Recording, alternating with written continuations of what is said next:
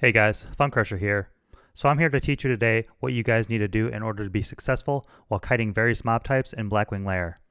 First of all, you're going to want to keep your aspect of the cheetah spell handy.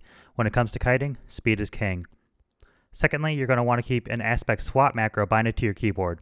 The key I use is Shift F, but you can use any key you want. Try out the macro I have on the screen right now. This will make it much easier and faster to switch between two different aspects.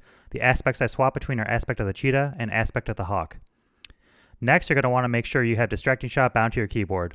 I usually keep it bound under Action Key 4 to make it easier to reach while kiting. And finally, if this is your first time kiting in Blackwing Lair, I highly recommend that you have a Swiftness of Zanza potion handy. This will make it so you don't have to use Aspect of the Cheetah at the risk of being dazed. But I still recommend Aspect of the Cheetah for certain mobs such as Wyrmguards because of how fast they can move. Optionally, you can level Engineering and get a pair of Goblin Rocket Boots. These will come in handy for the faster mob types, or if you're in a tight spot and need a bit more speed. Once you have all these items, macros, and spells together, you should be more than ready to kite in Blackwing Lair. Okay guys, for this section of the video, I'm going to be covering the dragonkin in Razorgore's room. Before you start kiting the dragonkin, make sure you either have Aspect of the Cheetah on or Swiftness of Zanza potion consumed. If your guild lacks in DPS, I highly recommend that you guys start kiting the dragonkin right off the bat. The dragonkin must be kited because they have a lot of health and they do a lot of damage. It is recommended that your guild have at least 4 hunters in their raid composition in order to have one in each corner of the room at the start. As soon as you see the first dragonkin come out, go ahead and use Distracting Shot on it. Drag the dragonkin up and down the ramps and across the room to the other ramp. Rinse and repeat. Make sure you are picking up all of the dragonkin you can. Just be aware of your positioning in relation to the other dragonkin you are kiting, so you'll not risk being dazed by picking up another one. One thing you'll have to keep in mind if you choose to use Aspect of the Cheetah is that you will want to use your Aspect Swap macro when you get in range of the mage's area of effect for their Arcane Explosion. If you get caught and dazed by the Arcane Explosion, the other dragonkin could catch up to you, kill you, and wipe your raid, so please be aware of the mages. Other than that, once the Orb Controller has destroyed 30 eggs, your job is done with kiting, and you can go hide for phase 3 of the fight.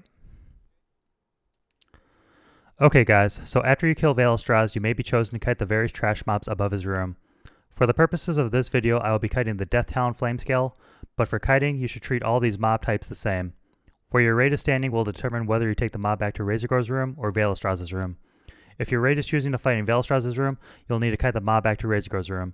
If your raid is choosing to fight under the Suppression room, then you can use Vaelastrasz's room to kite the mob. Make sure you have either Aspect of the Cheetah on or your Swiftness of Zanza potion consumed. Right off the bat, just like with Razorgore's dragonkin, you're going to want to start off with a Distracting Shot. Once you have established your threat on the mob, you can kite them around Vaelastrasz's room. I recommend jumping off the ledge in order to gain a greater distance from the mob. Make sure you remember to occasionally turn in the air and fire off another Distracting Shot to further establish your threat on the mob. Once your raid leader calls for it, go ahead and Fang Death to send the mob back to the raid. Okay guys, so after you kill Broodlord, you may be called upon to kite the Blackwing Spellbinder. This mob is a bit different than the ones before it because she is immune to magic damage, so your Distracting Shot will not work. So instead of opening up on it with Distracting Shot, you will need to use Auto Shot. This mob has one ability you'll want to look out for, Flame Strike. Flame Strike is a 3-second area of effect ability, and she will cast it on the area you are moving from. Once she starts casting this ability, take a few steps forward, turn around, and Auto Shot her. If it is safe to do so, also cast a multi-shot to further establish your threat on the mob. You can safely kite this mob on the second floor of the Suppression room without her catching up to you as long as you are using either Aspect of the Cheetah or Swiftness of Zanza potion. Kite her to the back corner of the room, move along the wall to the back left corner, and continue on. Keep moving around the room like this until your raid leader calls for the mob to come back.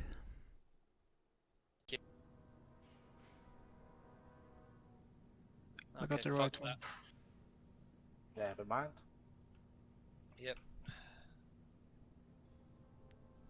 Okay, send back circle, please. The other two are banished.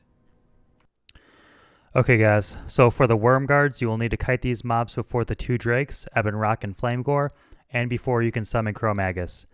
Just like with most mobs, you will want to use either Aspect of the Cheetah or Swiftness of Zanza potion, and you will want to tag the mob with Distracting Shot at the start.